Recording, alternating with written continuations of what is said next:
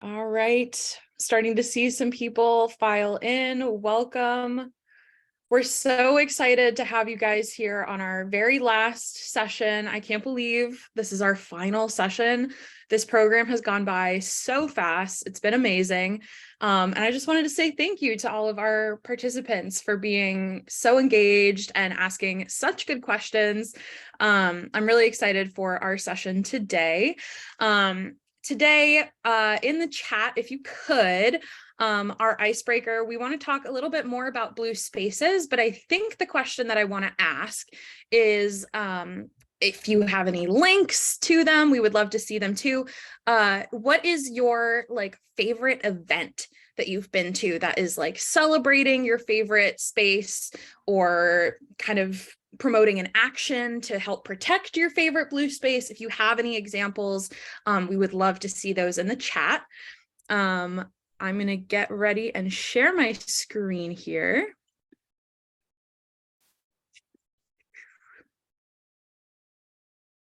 There we go. So yeah, we would love to have you guys drop that in the chat just to get you guys thinking about what we're going to be talking about today, which of course is event planning and fundraising. So just to go over our agenda for the day, obviously introduction, and what it really takes to develop an event around an action. What is an event even? What are some examples of specific techniques and tools that you can use to help plan an event and stay organized? And today we have our lovely speaker, Sam Gibb, who is my manager at the Ocean Project, who you all have not had the honor of meeting just yet in this webinar series. But Sam has absolutely been a pivotal role in coordinating this whole program and helping develop the content. So with that being said, if you guys want to continue in the chat, I'll be monitoring, but Sam, the floor is all yours. Great. Thank you so much, Laura. Hi, everybody. I'm really excited to be here to close out this advocacy training session.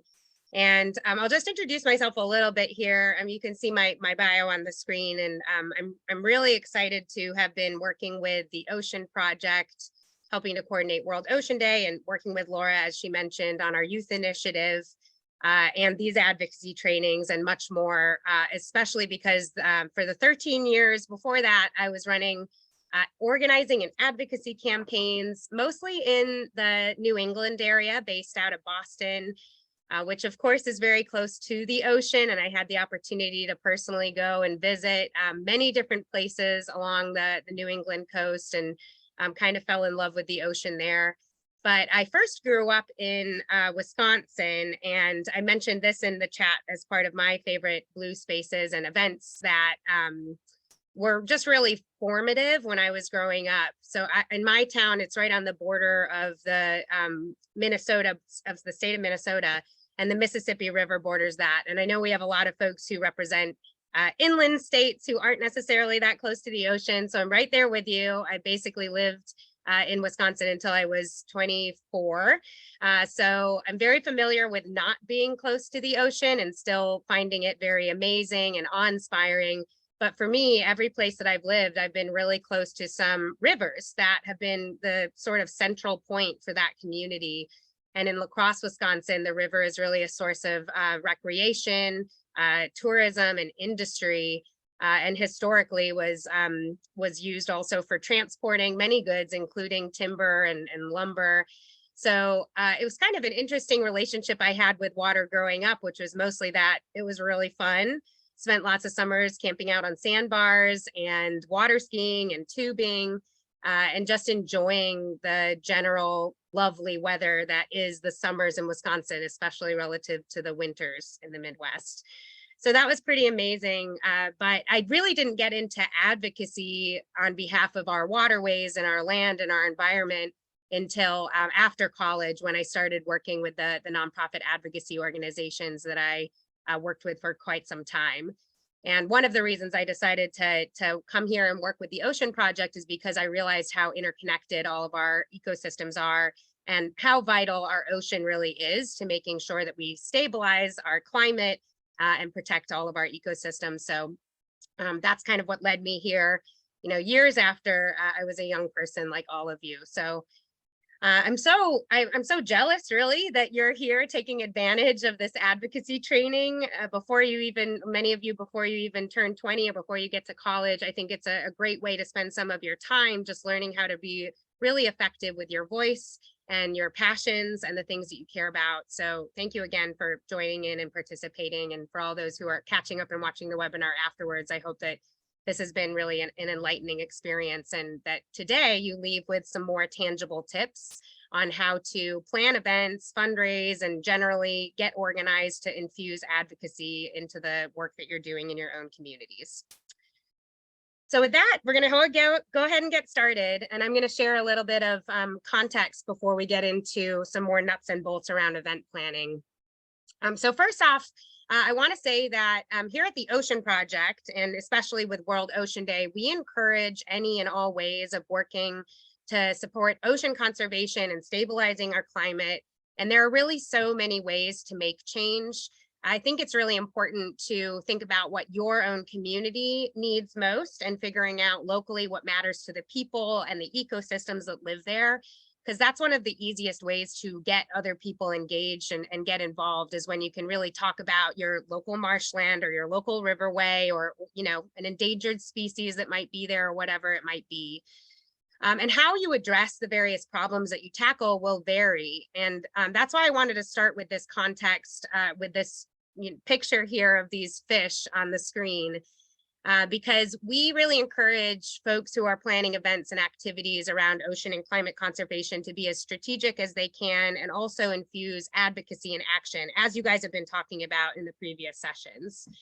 So this photo helps to illustrate this idea, and it's a pretty popular graphic in organizing movements. I'm kind of curious if anybody's seen this photo before. Let me know in the chat, or the FAQ, whatever you are able to pop your notes into.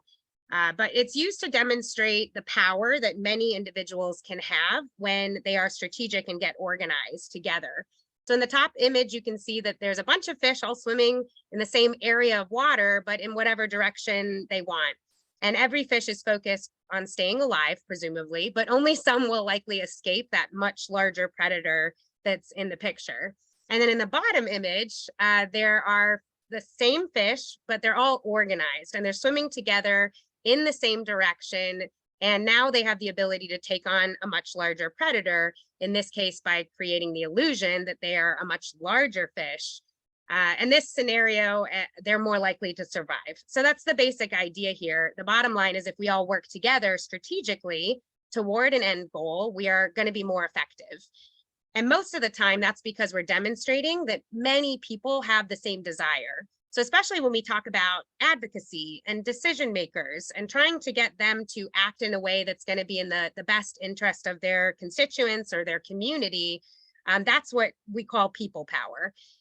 So it's more likely that you're going to be able to be more effective as an event organizer if you're thinking about how to present the message of whatever problem you're trying to address, and providing a specific solution or a way to take action that everybody can actually work towards.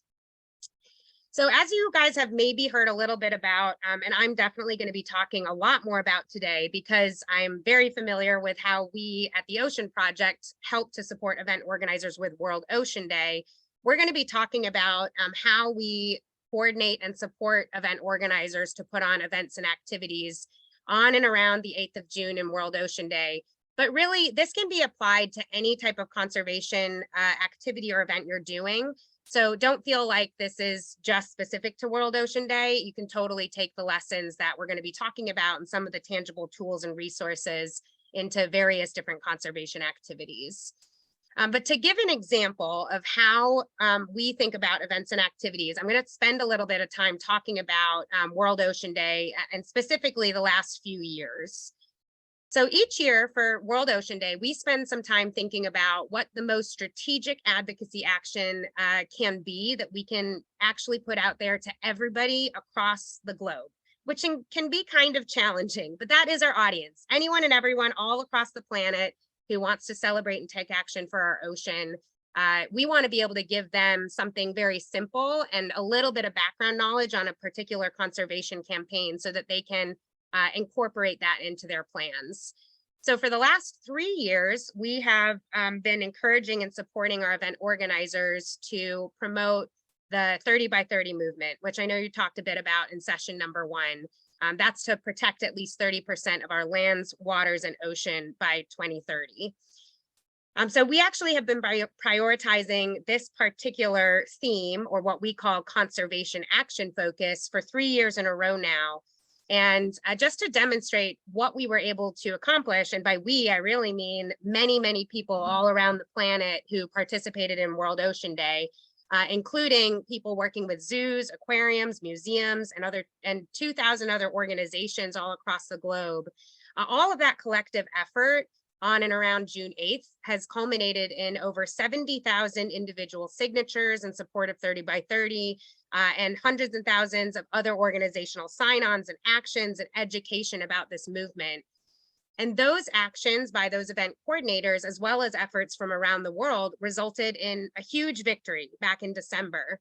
Our nation's leaders from the in a United Nations meeting actually decided to sign on to a global agreement to get to protecting 30% of our lands, waters, and ocean by 2030. And this is just one example of that organizing fish metaphor I mentioned. When many, many people coalesce around a specific initiative, it builds that people power that entices and compels our decision makers to pay attention and act. So it's very exciting, and this is a huge victory within the ocean conservation movement. But now we are actually working to make sure that our global leaders follow through on their commitment. And that's why the conservation action focus, or the theme for World Ocean this year, is going to be to follow through on those commitments.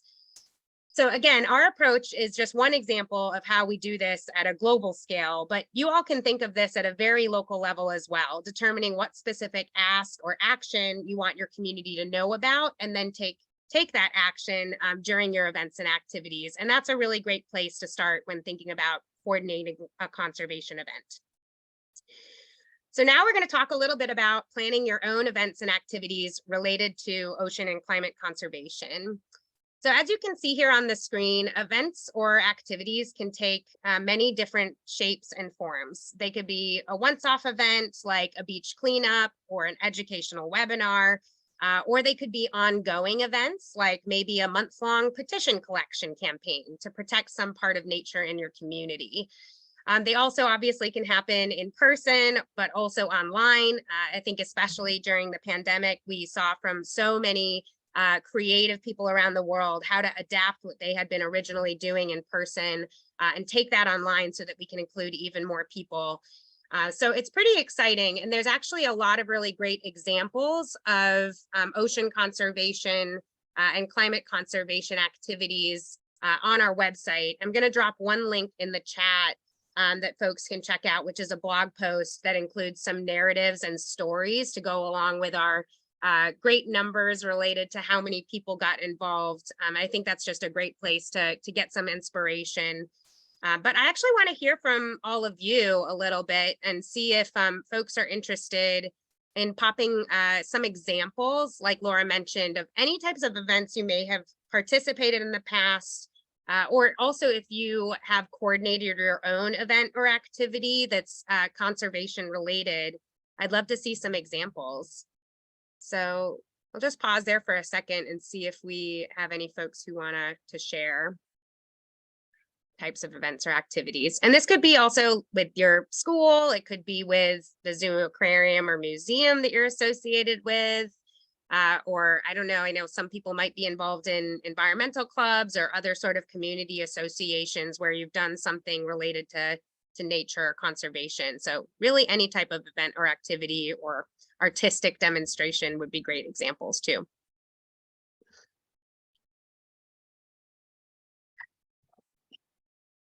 See what folks have to share.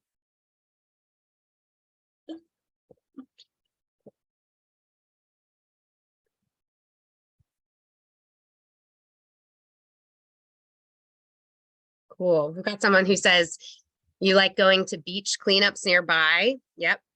That's a very popular type of event that we see, especially around World Ocean Day.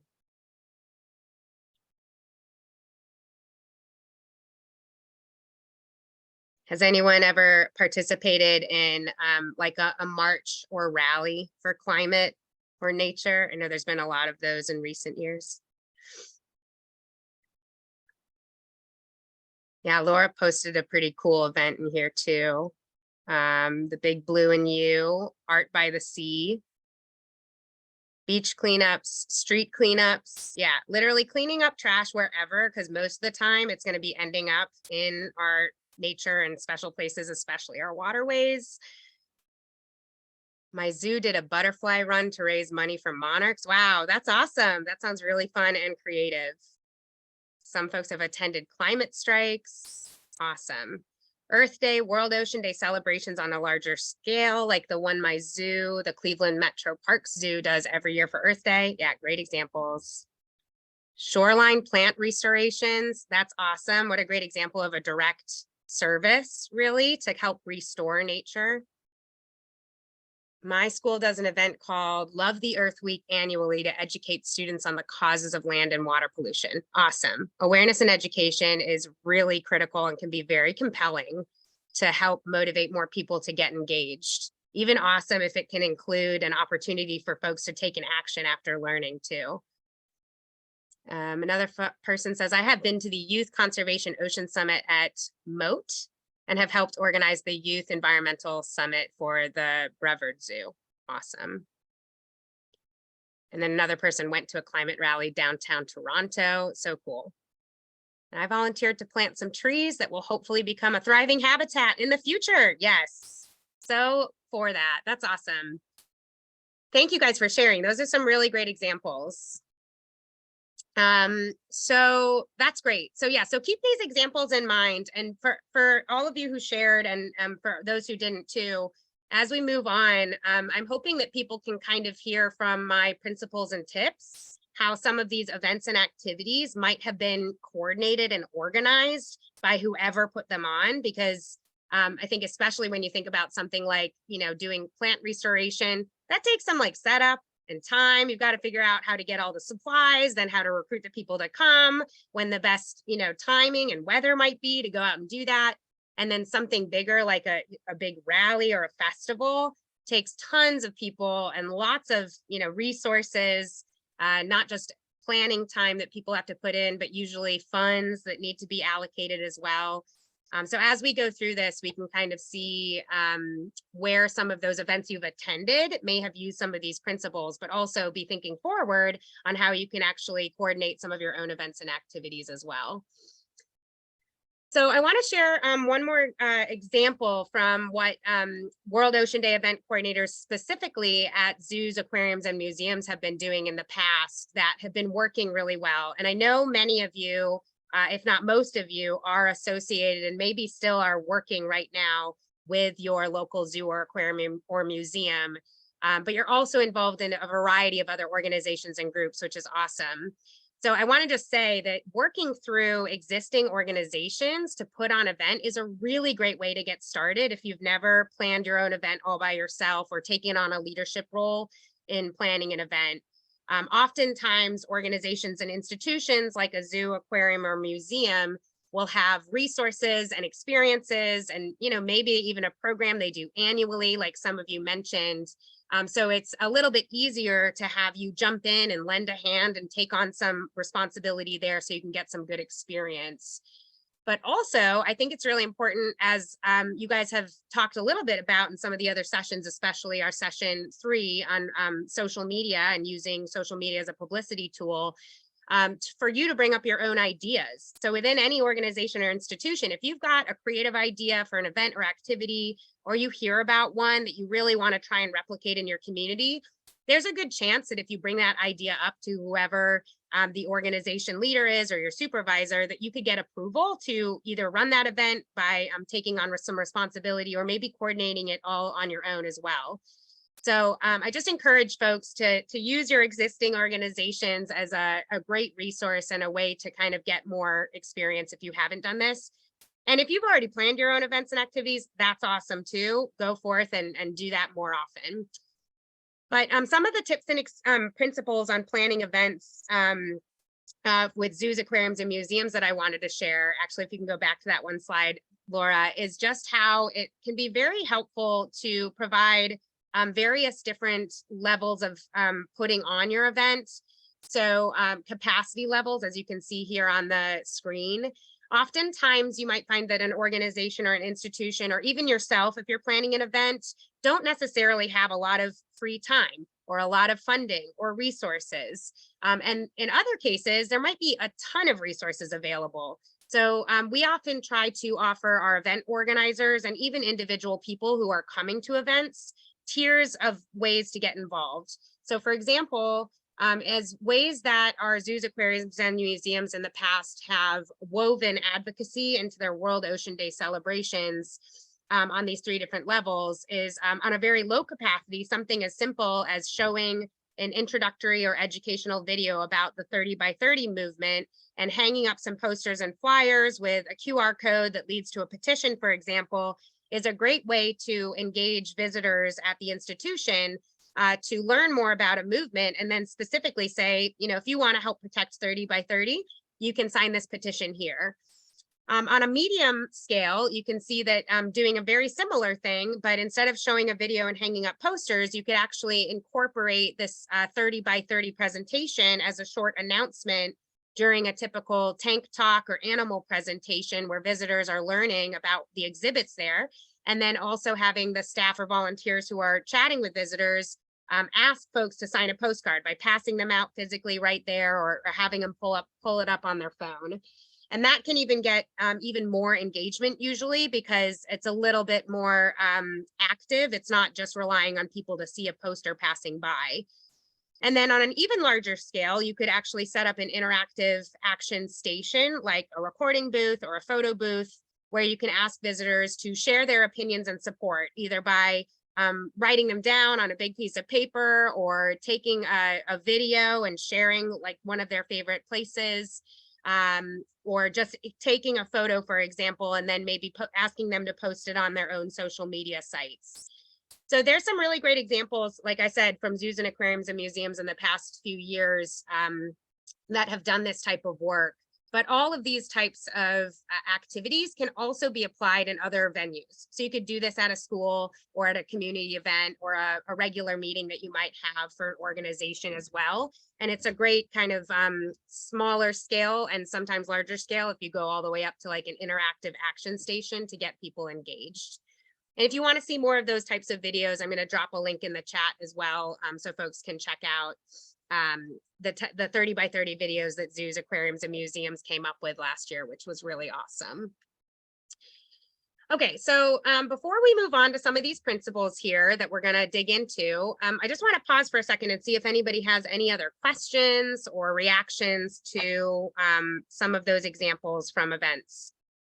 And if not, that's fine, because we can definitely move into some of the mechanics. I'll give everyone a second.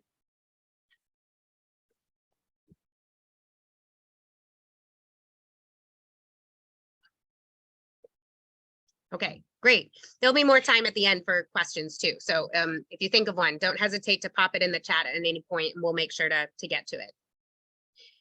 So I want to share a couple of different tools that you all can take and utilize as you're planning any type of event or activity.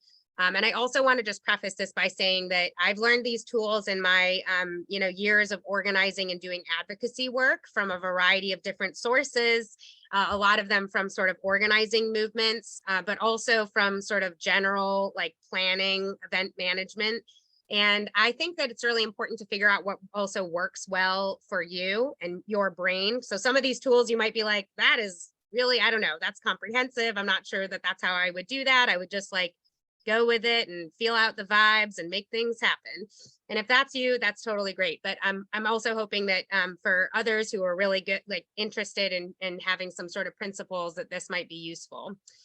So the first one is this what I call the POP planning tool, or not what I call, but what I've learned. And that's to figure out what the purpose, outcome, and process is for your event or your activity. So this just causes you to really think, what is the purpose of what I'm going to do? Why am I going to be putting on this event? So some questions you might answer on that front is, what's the overall impact that you're trying to make? or the overall message or awareness that you're trying to raise and put out into your community. So I think there were some good examples from the events earlier where there's a week-long education and awareness event, and it's all about helping people become more educated. And so that might be the main purpose. In other cases, you might have a purpose of moving people to action, for example, and you want to generate a lot of petition signatures, just as one example of how you could do an advocacy action. The second thing to think about is the outcome. So that's what will actually result from running your event. So that might be like a tangible change, or maybe you want to measure like how much people became aware of a local problem, like, you know, a waterway that's really polluted that you want to clean up, or maybe a part of the ecosystem that has become destroyed. And after your event, you might ask folks like, you know, did you learn more about this type of problem that exists in our community? And that might be all you want to do, but there might also be some additional actions that you could measure as well. So like I said before, petition signatures, or a number of attendees who tell 5 friends about what they learned, or whatever it might be. So some specific, you know, results that comes from running your event. And then the process is the how you're going to do it. And that's all of the other components that I think come pretty naturally when you're thinking about putting on an event. It's like the logistics, the people you need to run the event, the run of show or agenda for what the event might look like. And then all of the things that need to go into that, whatever materials and resources you might need. And this is the part where I feel like people really jump to first. They say, I'm going to run an event and we're going to pick a date, and we're going to need to have, you know, a place to show our film that we want to show off to people.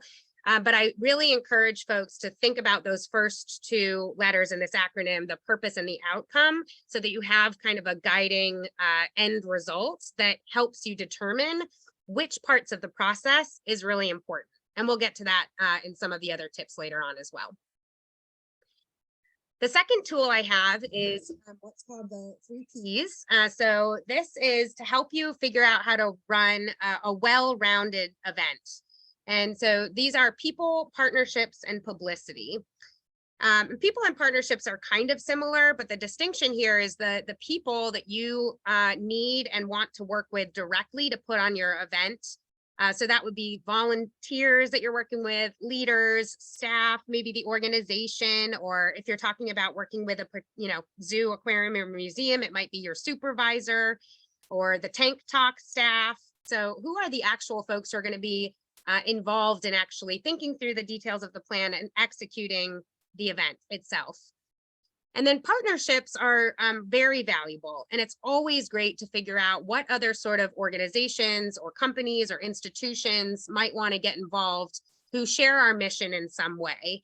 And one of the best reasons to involve other people is because oftentimes when you get other coalition partners involved, you can find that they bring additional resources to your event planning that you otherwise might need to pay for or might need to do without because you don't have as many resources. So one of my favorite examples of this is just thinking about how if you want to put on like a big festival, large scale event, you need to figure out how to actually rent space or get the space. And that can just be very costly and challenging. But if you find an institution or a business potentially, or a school that might be interested in being the host and being able to donate their space, that like checks off a really major category of the process and the logistics that all of a sudden becomes really easy. And so it's great to kind of reach out to folks and say, here's my idea, here's a plan, what do you think, and how might you want to be involved? And the more groups that you get involved, the other thing that's really important about that, going back to that organizing fish metaphor, is it shows that there's this coalescing of lots of different community groups and institutions around a particular cause. So getting partnerships can be very beneficial for multiple reasons. And then the third P is publicity or promotion. So you guys talked a lot about this in the last session. And this is basically the amplification effect that you can add when you incorporate publicity before, during, and after your event. So it's really great to think through what are the ways that we're actually going to promote what we're doing. So say you're running a one-day event at some point, you know, weeks before, you might want to think through all the different ways that you can get it out there in the world through social media, through posters, through flyers, through inviting friends, etc.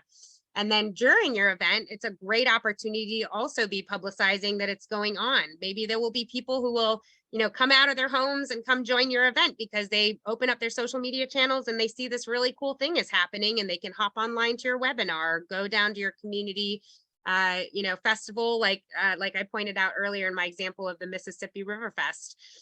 So doing the promotion during your event, or even capturing photographs and like testimony from people that you can use after your event for promotion, is a really great way to make sure that after your event, you also have the opportunity to share the results with everybody. And the reasons to do that really is to continue encouraging people to come be a part of your conservation actions, whatever they might be. So the more likely the more that people see what happened, even if they couldn't participate, the more likely they might take action on their own, get engaged, or show up to the next events that you might want to plan. So those are the 3 Ps. And then I'm going to talk a little bit about funding considerations here too, but the one other tool that I just want to briefly verbally mention is SMART goals. I know that you guys have discussed this a little bit, and it's come up in other sessions before, I think in 2 and 3. And that can be very, very helpful when you're deciding exactly what you want to accomplish when planning your particular event. One other thing that I thought was really cool I wanted to share around SMART goals is this resource I'll drop in the chat from an organization called the Management Center. Just last year, I actually was participating in a training where they were talking about SMART goals, but they've actually adjusted it to be called SMARTIE goals. So SMARTIE, which stands for strategic, measurable, ambitious, realistic, time-bound, inclusive, and equitable.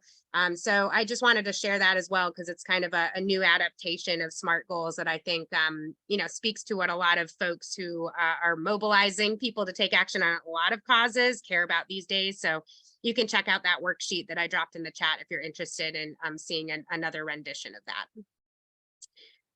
Okay, and then the last kind of big tool, or not last tool, but one of the other things I want to talk about is this funding considerations and how to determine what resources you really need, how you can get them, and whether you need a budget to pull off your event. So there's a couple steps that I've offered here, and the first is really to determine what resources you need. And I guess the first step on this is knowing what resources you have, which will come from some of this outreach you're doing, like I mentioned, with potential partners, or figuring out which organization or institution might want to sponsor your event if you're going to go that route. But there's a lot of things you might need, like space, supplies. Potentially, you might want to offer refreshments or food. Maybe you want to have raffle prizes. The thing to remember here is that you could brainstorm a huge list of all the possible things you might want. But to help narrow it down, and so that you're not, spending all of your time trying to just gather resources, you can go back to that POP, the purpose, outcome, and process, but especially the purpose and outcome, to ask yourself, is this resource necessary? And that's one of my biggest first tips is to figure out what are the priority resources you really need to make sure that this event fulfills what you're trying to do. And then maybe you have a secondary wish list that's like, if we could get these other resources, that would be awesome. So just try to prioritize what resources you need. And then the other next step is to think about which resources you can secure without money and which you need to spend money on to secure. And so that's where some of this partnership work comes into place. But the other thing I'll mention is that it's very common for businesses, especially local community businesses, to be supportive and want to donate specific supplies or potentially gift cards if they're asked, and if you give enough time in advance. So this can take a lot of one person's time or multiple people's time, but it definitely can be worth it. And there's definitely some specific tips and tools and tricks, and maybe also some rules that would be good to consider. So when you're starting to think about getting businesses to sponsor or donate, it's good to just go back to your planning team and the other folks that you're working with to make sure that you're all on the same page about the approach on how you're going to do that.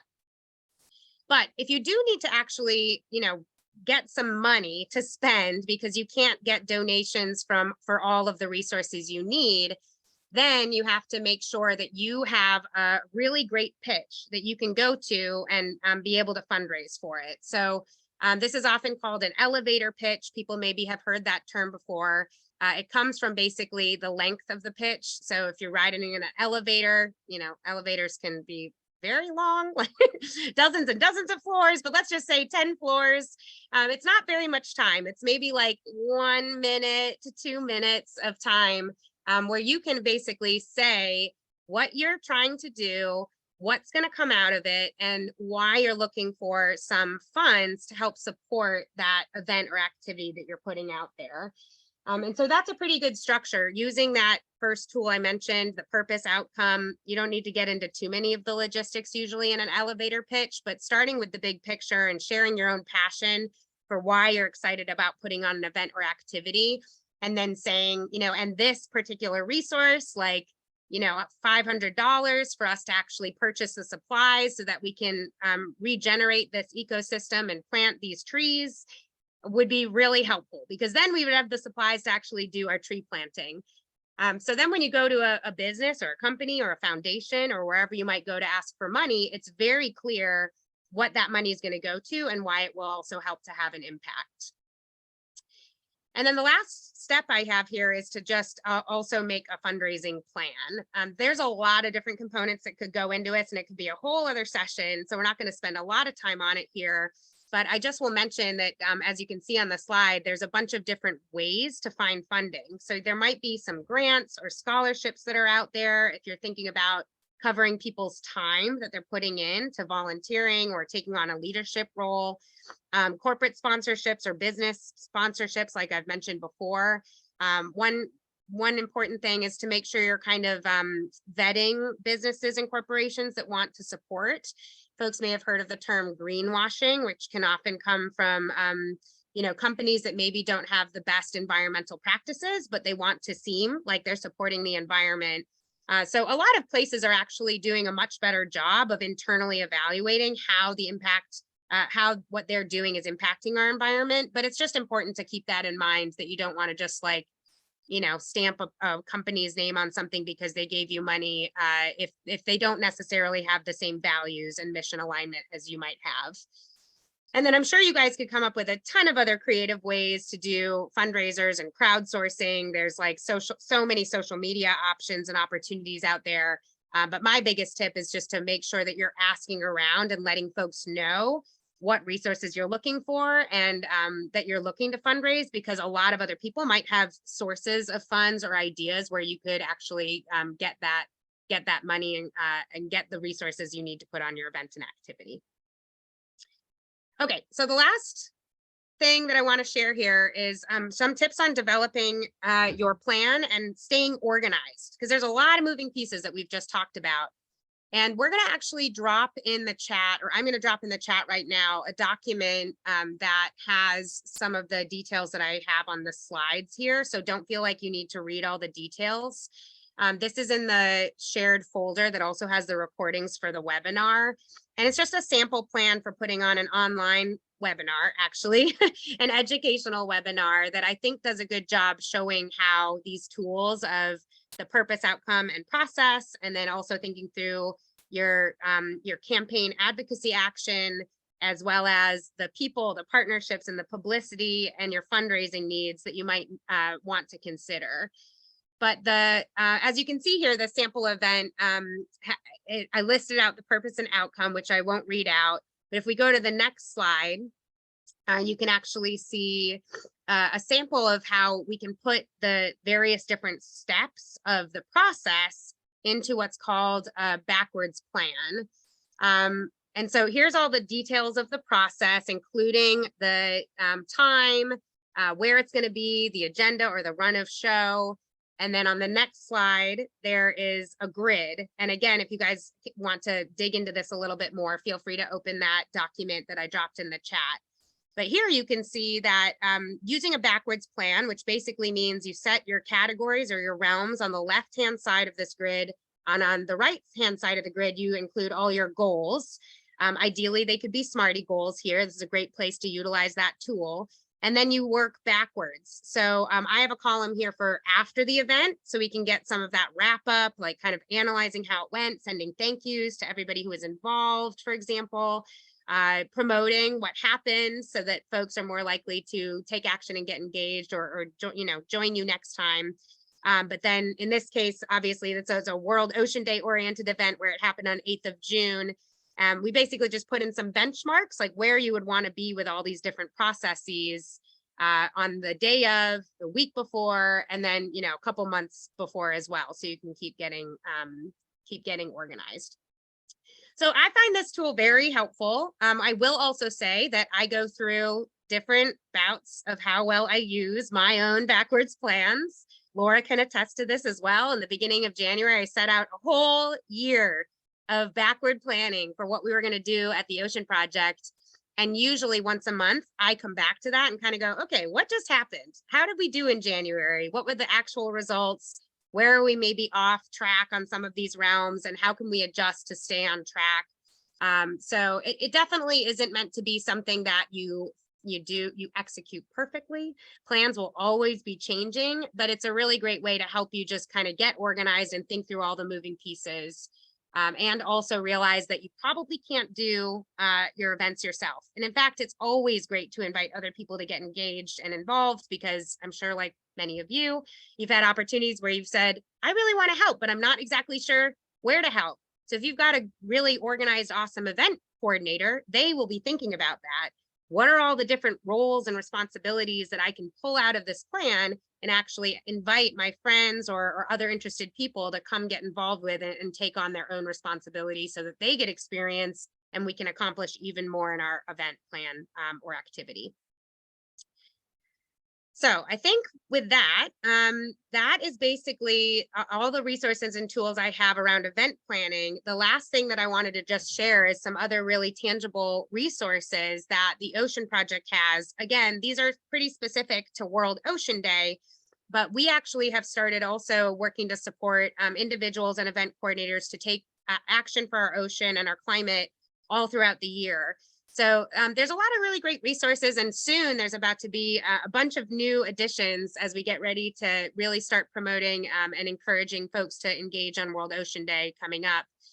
But you can find event planning and social media toolkits, as well as action guides. We actually just put up a new action guide yesterday for some important meetings that are starting on Monday, global meetings around the High Seas Treaty, to basically make sure that the parts of the ocean that aren't under any one country's jurisdiction, the ones that are way out there, are also protected, because they are making up the vast majority or a large portion of our world's ocean. So anyway, there's some really cool resources there on both event planning and how to basically ask people to take action easily for our ocean.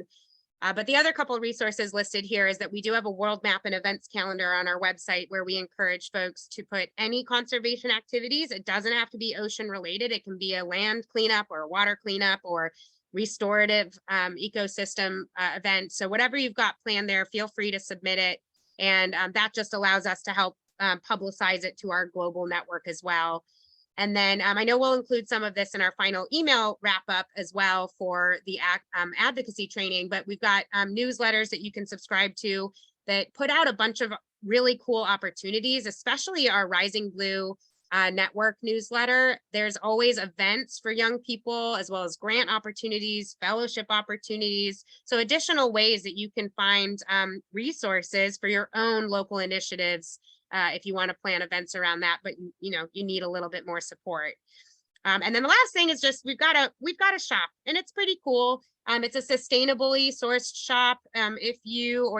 Laura's actually sporting her World Ocean Day shirt today. If you have an organization or institution that maybe has some funds set aside for that and you want to purchase shirts specific to World Ocean Day or ocean conservation, there's an option there.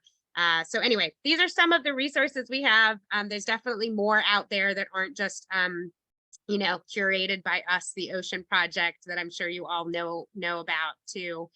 But I think with that, we're just gonna stop and kind of see what other questions folks have that you can throw in the chat. If you want to hear more about any of these topics also that we've put out here, I know I kind of did a quick rundown of a bunch of different topics that could all be their own advocacy training, if not like a whole series of trainings. So feel free to ask questions about this or anything that I've talked about. So with that, we'll open it up.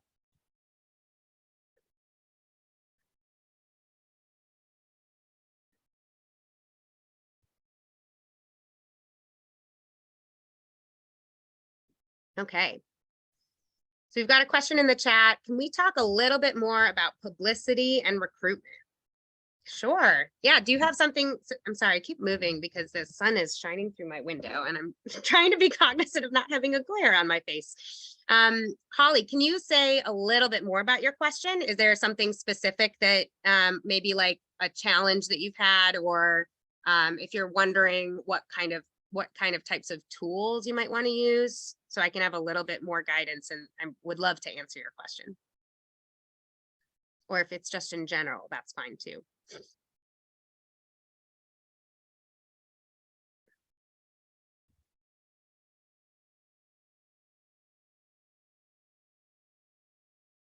I'm just going to give her a second if she's still thinking. A little bit more generally, how to build your team and how to get information out there. Yeah. Okay, great. Thank you. Thank you so much for that. A little bit more detail. Yeah. So recruiting, I think, can feel very challenging. Like sometimes I think it feels like, you know, nobody wants to help me or like no one's like asking to come join my cause or plan my event with me. So I think there's a lot of really great tools out there, but I'll just share a couple principles that I think is very helpful. So this is the first principle, is kind of what I was talking about with planning. It's really important that you think kind of broadly and big about what your event or activities could look like, so that you can come up with specific different roles or tasks that might help the event. From there, any job or task that you have could be something that you could ask folks to do. And I find that that makes it a little bit easier to go out and find folks. So say, for example, you want to do a lot of really cool promotion and you have this vision for an awesome like social media explainer and a series of posters and flyers, but you are like me, like zero design talent. You're not even sure how people like can come up with those ideas. You might say, I need a design person. I need someone to like come help me with this like promotional material. So from there, you can probably figure out like, well, I know some friends who would be really good at that. I'm going to go ask them specifically if they want to help in this particular way. So that's something that I think can be really useful, especially for building your like core team, that sort of people part of the 3 Ps. But other than that, I think it's a really great way. A really great way to get people involved is literally just to publicize that you're looking for volunteers and make sure that you've got a system for folks to express their interest. So something as simple, kind of like this advocacy training, you guys all experienced what our recruitment process was. We made a Google form with some basic information. We described what we were going to do. And then the way that we promoted it was basically said, well, if it's going to be for zoos, aquariums, and museums, we probably should reach out to the staff and the folks who we know who've been working with, youth in conservation and let them know about this training so that they can spread it to their networks. So that's a really good, what I would call wholesale way to get a message out there through folks who are directly connected to our target audience. We didn't really do very much retail recruitment for that, but there are other ways to do that. And you guys may have experienced this in your schools, especially for folks who've ever, been in high schools and colleges, I think is where this happens the most, where there's like an informational table, like the environmental club is recruiting members, and they might set up a table just to say, hey, we're the environmental club, like, here's what we do. Are you interested in coming to our next meeting? And that's a little bit more of a retail example of getting people involved, where you're still sharing that story, like I described when you're specifically finding somebody with a particular talent. But the same sort of principles apply. You need to have some sort of system set up, like a sign-up sheet for your meeting, and you need to know what your sort of elevator pitch is, just like we talked about in the fundraising component, so that you can actually say, here's who we are, here's what we're doing, we would love you to get involved, and here's some examples of what you might do.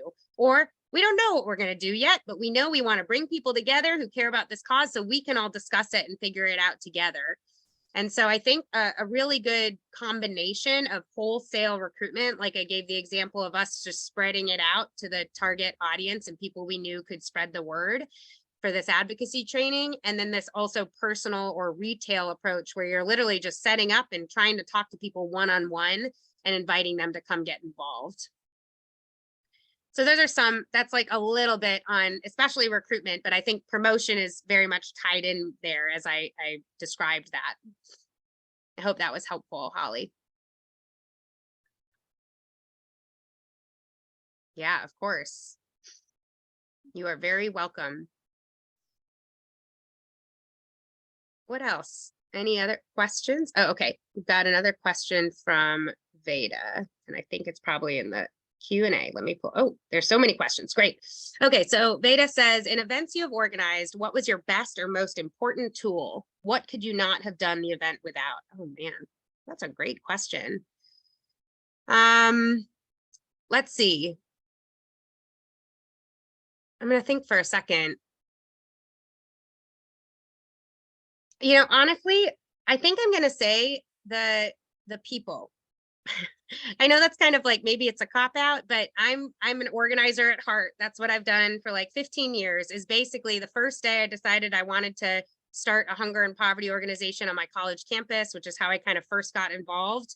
Me and my roommate did kind of what I was describing. We thought about what we wanted to do. We came up with our little story, and then we literally just went out and basically recruited all of our freshman year roommates and hallmates, because we knew that would be the easiest ask, and our friends would, it would be hard for our friends to say no. But I think that really is true. If you have an idea for an event, don't do it all yourself. It's going to be really hard, and it probably won't be as like big or as impactful as it possibly could be unless you get other people involved. And then from there, I would say the best tool is like asking other people if they have other ideas or skills they think that would be useful. So I know it's not like a specific tool like the backwards plan, which I also love. I love the backwards planning, but I really think that, you know, you're just more effective and better at what you do when you get more people involved, especially if you're talking about it from like an advocacy component or just running anything that's big. So I think that would be my answer. And let's see. We've got another question here. Are there any virtual event opportunities that could give us a real life example of event planning? Yeah, that's a good question. And if you're kind of referencing like training of sorts, I think there are a lot of really great events that are also trainings, kind of like this. Like, I wouldn't necessarily say that this webinar series is an event, but it is a place where you can come that has a lot of the same components of putting on an event, like logistically, for example.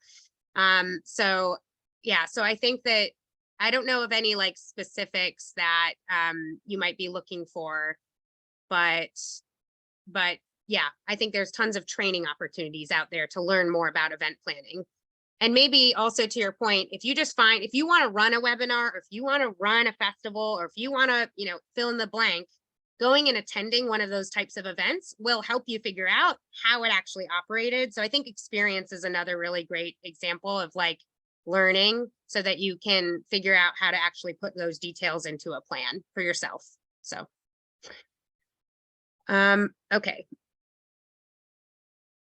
Yeah, and then I think, yes, Laura's mentioning that she wants to bring up something about a couple of resources. So I'm going to pass it over to her in a second as well. But let me just answer one more question here. Are you currently looking or interested in young people like us to work with you, represent you? Like, do you take ambassadors or something similar? Yes, great question. Always. Yeah, I think that the best way to work with us in our movement is to think about how you can bring World Ocean Day to your own community and just get started that way using some of these tools and tips. But also more directly, we definitely have some folks who come on and work with us as interns. Some of our folks, Laura can speak to this a little bit too, if you haven't already heard her story, actually started herself as just getting involved, kind of volunteering, and then she worked her way into this role where she's helping to she's not helping, she is supervising our youth initiative as a staff member. So there's definitely lots of great opportunities like that. So I think that's all the time we have. I'm going to pass it over to Laura. But if you do have more questions that we didn't get to, we'll definitely work to answer them. And as I pass the mic over to Laura, I also just want to say a huge thank you and share my gratitude to her, who has put in a ton of time and so much intention behind what we've done with this advocacy training series. There's no way that you guys would have been able to get this advocacy training had she not been really focused on figuring out what best to share with all of you, our young people, and also really taking into consideration the youth ambassadors that we have, our World Ocean Day Youth Advisory Council, who participated for the last 2 years in a similar advocacy training. So she's constantly trying to figure out how to tailor this series to be as applicable and effective and helpful for you all as possible. So thank you so much, Laura, for everything that you've put into this. And with that, I'll pass it back over to you.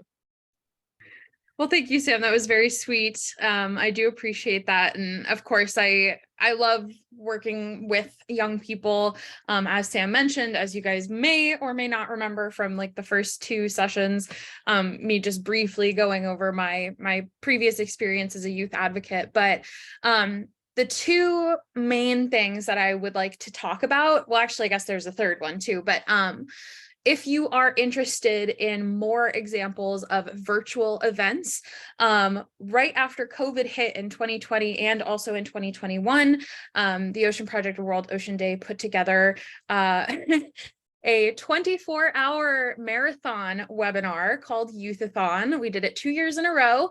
And all of those sessions are up on YouTube. So if you're interested in, learning about how to put something like that together, but also learning about what well over 200 youth leaders around the world have been up to and were working on at that time, I definitely recommend you check those out. They're all in a playlist on the World Ocean Day YouTube channel. And then the second thing that I wanted to mention, Sam kind of already touched on it a little bit, the Rising Blue Network newsletter. That contains events and opportunities. Like she said, I'm actually the person who also puts that newsletter together. So if any of you ever come across a really interesting opportunity you think would be worth to share with a broader global audience. Sorry, I don't know if my Wi-Fi just cut out there for a second, but yeah, if you have anything you would like to share, definitely feel free to send it my way via email and I'll review it and see if we can include it in the newsletter, because we are, trying to source from our community as well. So if you have something like that, it would be really, really awesome. And then the last thing, like Sam mentioned, we have our World Ocean Day Youth Advisory Council. We have applications opening every year right after World Ocean Day. It's a 1-year term. It is for, I believe, ages 16 to 23 is the age range there. And this year we have 26 members from 20 different countries who are all youth leaders in their own individual communities and working towards a better and healthier planet, just like all of you. So if that's something you're interested in, again, that is a piece of information that will be included in the Rising Blue Network newsletter. Actually, that's a good segue because we only have 2 minutes left. The newsletter, I definitely recommend subscribing. On that note, as we are saying goodbye to our final session here, again, we really super appreciate all of the time and effort you guys have spent filling out those feedbacks forms after each session. And we do have one last survey for you to fill out, and it would mean a lot to both Sam and I and the greater Ocean Project team if you could fill out the post-program survey that should automatically pop up in your browser after the webinar is done. And then I will also include the link in my wrap-up email next week. So if you could fill out that survey, that would be great. There's, I believe, a question about being subscribed to the newsletter on there. But with that being said, I think that is it, unless anybody else has any super last minute, quick, easy questions. Thank you guys so much. Thank you, Sam, for this amazing presentation. And I hope you guys all have a great rest of your weekend.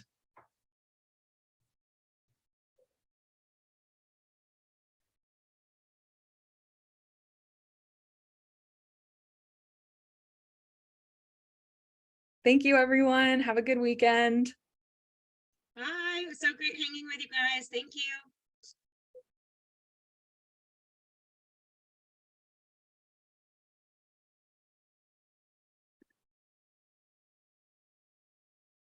Okay, and then